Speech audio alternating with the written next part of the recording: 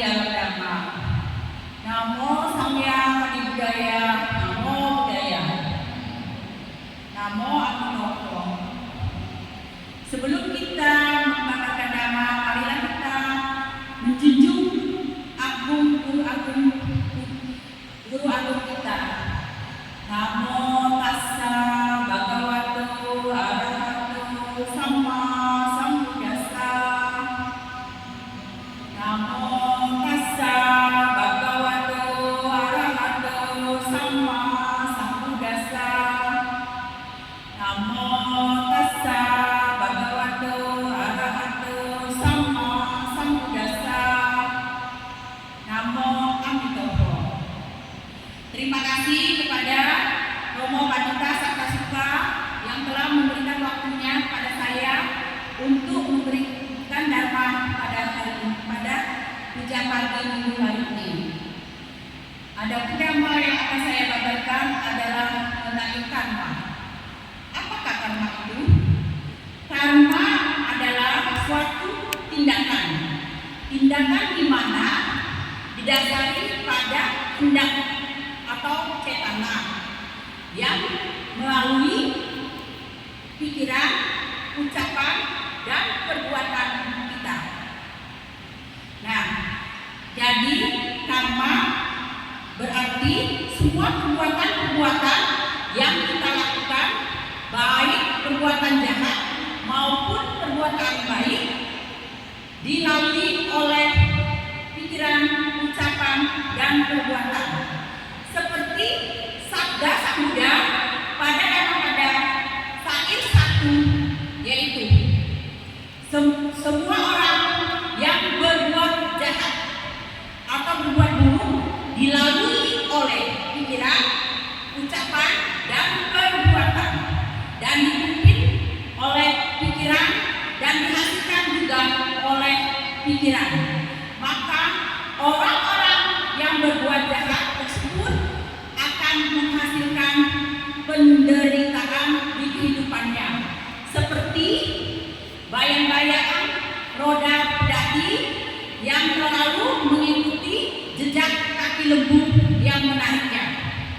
Nah, syair Dhammapada yang kedua yaitu seseorang yang berbuat baik didahului oleh pikiran, dipimpin oleh pikiran, dan dihasilkan juga oleh pikiran.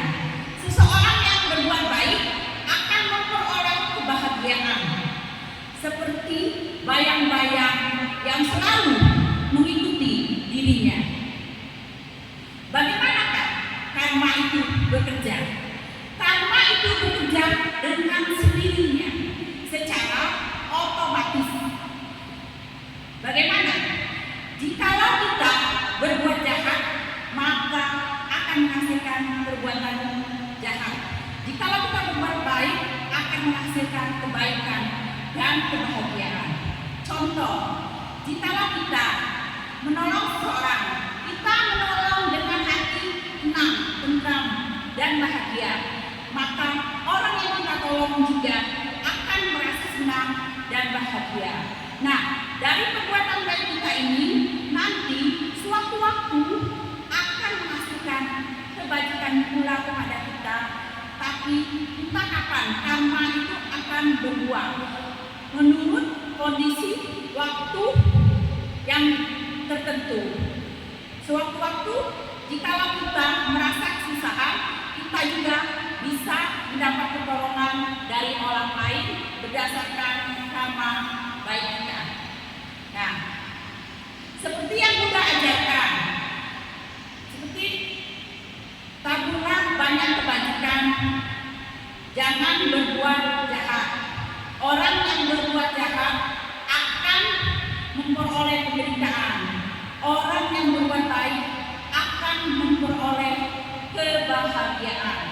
Jadi kita dari perbuatan kita dapat menghasilkan karma-karma baik dan karma-karma buruk, dan semuanya itu terlaksana dengan otomatis, bekerjanya karma secara otomatis, seperti yang disabdakan oleh Sang Buddha dalam Dhammapada syair 127, yaitu baik di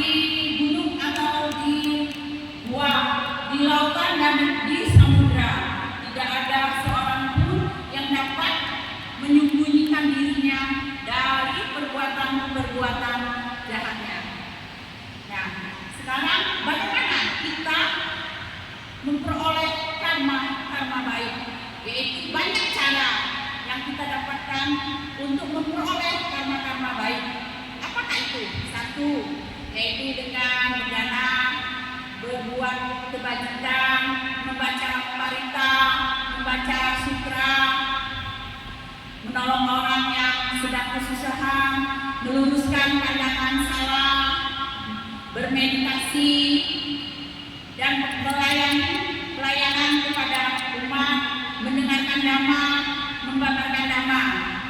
Nah, itulah cara-cara diantaranya untuk kita memperoleh karma baik. Bagaimana cara kita untuk menghindari karma buruk? 1, yaitu jangan melakukan pembunuhan. 2, jangan melakukan pencurian. 3, jangan melakukan hubungan asusila yang salah. 4, jangan berucap salah, berbohong. 5, jangan meminum minuman keras yang memabukkan. 6, jangan mengikuti pandangan yang salah. 7, jangan menjual racun. 8, jangan menjual senjata dan yang lain-lainnya. Nah, itulah cara kita untuk belajar menghindari karma-karma buruk. Nah, sekarang apakah karma itu berlaku untuk kehidupan kita?